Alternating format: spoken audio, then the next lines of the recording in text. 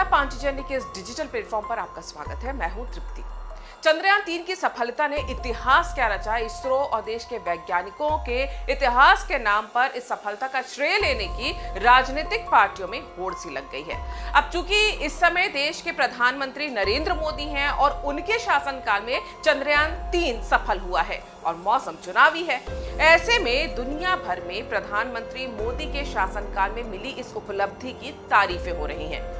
तो विपक्षी पार्टियां, विशेष तौर से कांग्रेस पार्टी और उसके नेता ऐसे बखान कर रहे हैं कि जैसे नेहरू ना होते तो देश में विज्ञान ना होता, कांग्रेस ना होती तो कोई वैज्ञानिक अनुसंधान ही भारत में ना होता। इसरो और देश में वैज्ञानिक अनुसंधानों का श्रेय लेने की दौड़ में कांग्रेस ने भारत के उन प्रतिभाशाली वैज्ञानिकों की रहस्यमय मौत के मामले को पीछे छोड़ दिया है, या कहें कि छुपा दिया, जो इनके शासनकाल में हुई थी और आज भी ये रहस्यमय बनी हुई हैं। क्या आप जानते हैं कि कांग्रेस शासनकाल में देश के कई परमाणु वैज्ञानिकों की रहस्यमय तरीके से मौत हो गई थी। उससे भी ज्यादा हैरान करने वाली बात यह है कि इनकी जांच में कभी भी कुछ भी निकलकर नहीं आया और इसके लिए जिम्मेदार कौन था, ये आज तक नहीं पता चला। होमी जहांगीर भाभा भारत के एक प्रमुख वैज्ञानिक और स्वप्न दृष्टा थे, जिन्होंने भारत के परमाणु ऊर्जा कार्यक्रम की कल्पना की थी। उन्होंने मुट्ठी भर वैज्ञानिकों की सहायता से मार्च 1944 में नाभिकीय ऊर्जा पर अनुसंधान शुरू किया था। उनकी मौत भी 1966 में रहस्यमय तरीके से हुई थी। इसके बाद कई साल तक कांग्रेस की सरकार सत्ता में रही, लेकिन कभी कोई जांच नहीं हुई और उनकी मौत का रहस्य आज भी रहस्य बना हुआ है। चलिए, अगर ये बात पुरानी है तो अब हम हाल की बात करते हैं। क्या आप जानते हैं कि साल 2009 से 2013 के दौरान देश के 11 प्रतिभाशाली वैज्ञानिकों की रहस्यमय मौत हुई है, जिसकी जांच तो छोड़िए, खबर तक के बारे में देश के लोगों को ठीक से पता नहीं है। ये यूपीए शासनकाल था जिसकी मुखिया सोनिया गांधी थी और प्रधानमंत्री मनमोहन सिंह थे। एक एक करके आपको इन वैज्ञानिकों की रहस्यमय मौत के बारे में बताते हैं। सबसे पहले बात करते हैं लोकनाथन महालिंगम की। कर्नाटक के कैगा एटॉमिक पावर स्टेशन में ये काम करने वाले 43 साल के लोकनाथन महालिंगम बेहद प्रतिभावान परमाणु वैज्ञानिक थे। जून 2008 में वो एक दिन अपने घर से मॉर्निंग वॉक के लिए निकले और फिर कभी भी वापस नहीं लौटे। 5 दिन बाद उनका शव पास के जंगलों में मिला। डीएनए टेस्ट की रिपोर्ट जारी होने से पहले ही आनन फानन में उनका अंतिम संस्कार करवा दिया गया। बताया जाता है कि लोकनाथन देश की सबसे संवेदनशील परमाणु सूचनाएं रखते थे। उनकी रहस्यमय मौत की जांच के नाम पर सिर्फ और सिर्फ अब संदेह है। कोई कहता है कि जंगलों में वॉक करने के दौरान तेंदुआ उन्हें खा गया, या उन्होंने आत्महत्या कर ली, या किसी ने उनका अपहरण करके उनकी हत्या कर दी। पुलिस की जांच किसी नतीजे पर नहीं पहुंची, लेकिन माना जाता है कि उनकी हत्या की गई। अब सुनिए एम पद्मनाभन अय्यर की कहानी। भाभा एटॉमिक रिसर्च सेंटर यानी बार्क में इंजीनियर पद्मनाभन का शव 23 फरवरी 2010 को मुंबई के ब्रीच कैंडी में उनके घर के पास बरामद किया गया था। 48 साल के अय्यर बिल्कुल स्वस्थ और खुशमिजाज हुआ करते थे।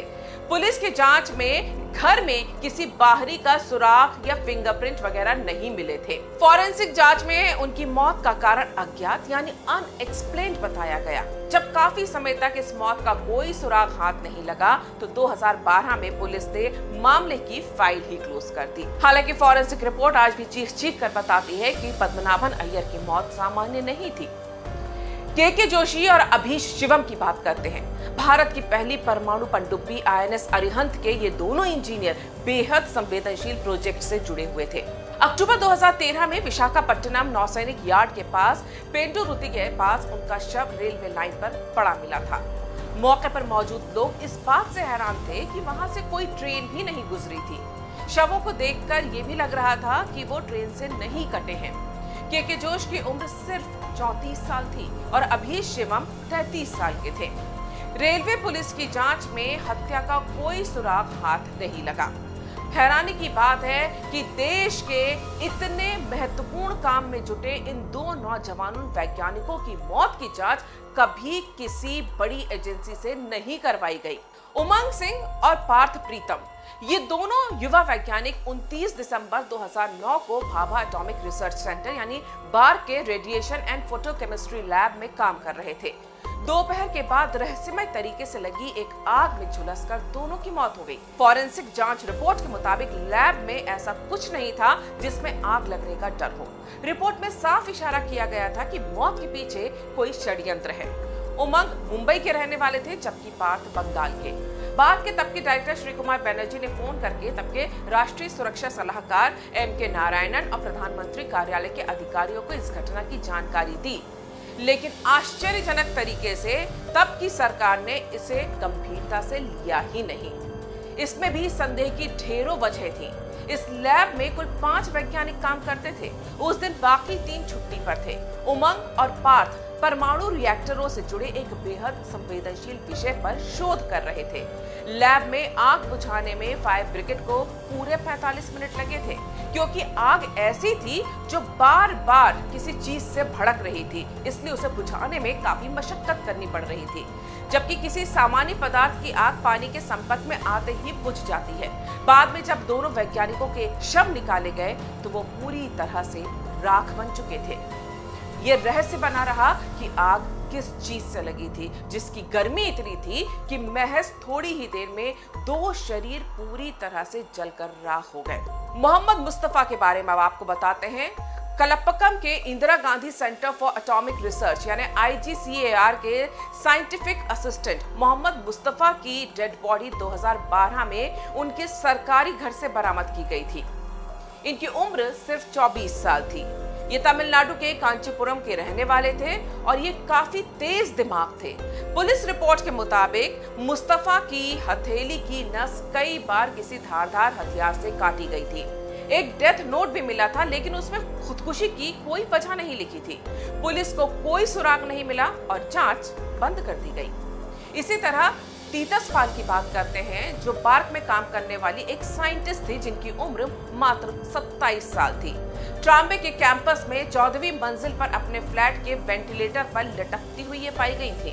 पहली नजर में तो ऐसा लगा कि ये खुदकुशी का मामला है। उस दिन 3 मार्च 2010 की तारीख थी। तीतस पाल के पिता ने पुलिस को बताया कि उनकी बेटी कोलकाता में अपने घर से 3 मार्च को ही मुंबई पहुंची थी और सुबह 10 बजे उसने ऑफिस ज्वाइन किया था। ये कैसे संभव है कि घर से हंसी खुशी लौटी उनकी बेटी मुंबई पहुंचते ही शाम तक खुदकुशी कर ले। बात करते हैं उमा राव की, जो 28 साल तक भाभा एटॉमिक रिसर्च सेंटर में काम कर चुकी थी। उमा राव ने 30 अप्रैल 2011 को कथित तौर पर खुदकुशी कर ली। पुलिस जांच में बताया गया कि वो बीमार थी और उसके कारण डिप्रेशन में चल रही थी। मुंबई के गोवंडी में 10वें फ्लोर पर उनके फ्लैट पर पड़े शव को सबसे पहले उनकी नौकरानी ने देखा था। उसने पास ही रहने वाले उनके बेटे को फोन करके इसके बारे में बताया। पता चला कि उमा राव ने नींद की गोलियों का ओवरडोज लिया था। सुसाइड नोट में उन्होंने डिप्रेशन को ही कारण बताया था, जबकि परिवार, पड़ोसियों और जितने भी उनके जानकार या साथ करने वाले वैज्ञानिक थे, उनका यही कहना था कि उमा राव में डिप्रेशन के कोई लक्षण नहीं थे। वो उस उम्र में भी नौजवानों की तरह काम करती थी। डालिया नायक कोलकाता के Saha institute of nuclear physics की सीनियर रिसर्चर डालिया नायक ने अगस्त 2009 में रहस्यमय तरीके से खुदकुशी कर ली। पता चला कि उन्होंने मर्क्यूरिक क्लोराइड पी लिया था और उनकी उम्र सिर्फ 35 साल थी। डालिया के साथी वैज्ञानिक इस घटना से काफी हैरान थे। उन्हें भरोसा ही नहीं था कि डालिया के पास खुदकुशी का कोई कारण था। महिला कर्मचारियों ने इस घटना की सीबीआई जांच की मांग की थी, लेकिन बाकी केसों की तरह इस केस में भी तब की सरकार ने उदासीनता दिखाई और वही हुआ, नतीजा कुछ नहीं निकला। तिरुमला प्रसाद टेंका सिर्फ 30 साल के तिरुमला प्रसाद इंदौर के Raja Ramanna centre for advanced technology में साइंटिस्ट थे। अप्रैल 2010 में उन्होंने खुदकुशी कर ली। पुलिस को एक सुसाइड नोट मिला जिसमें अपने सीनियर्स के हाथों उन्होंने मानसिक तौर पर प्रताड़ित किए जाने का उसमें उल्लेख किया था। सीनियर्स के खिलाफ केस भी हुआ, लेकिन कुछ दिन बाद मामला रफा दफा हो गया। तिरुमला प्रसाद एक महत्वपूर्ण न्यूक्लियर प्रोजेक्ट पर काम कर रहे थे। ये सवाल उठा कि प्रताड़ना आखिर क्यों और किस तरह की गई थी, लेकिन कोई जवाब आज तक नहीं मिला। आज कांग्रेस के नेता जो नेहरू के नाम पर वैज्ञानिकों का श्रेय लेने के लिए कूद रहे हैं, क्या उन्हें यह नहीं बताना चाहिए कि सोनिया गांधी की अगुवाई वाली यूपीए के प्रधानमंत्री मनमोहन सिंह की सरकार ने इन वैज्ञानिकों की मौतों की सही वजह पता करने की कभी भी कोई जरूरत क्यों नहीं समझी? साथ ही यह भी प्रश्न उठता है कि कांग्रेस की सरकार के उस दौर में कौन से वो गोदी मीडिया थे जिसने देश के वैज्ञानिकों की एक के बाद एक हो रही रहस्यमय मौतों की खबर को ऐसे दबा दिया जैसे कोई राज छुपाया जाता हो। आपका हमारा वीडियो कैसा लगा? अगर आपको ये वीडियो पसंद आया है तो कमेंट करें, लाइक करें, शेयर करें और इस चैनल को सब्सक्राइब जरूर करें। धन्यवाद।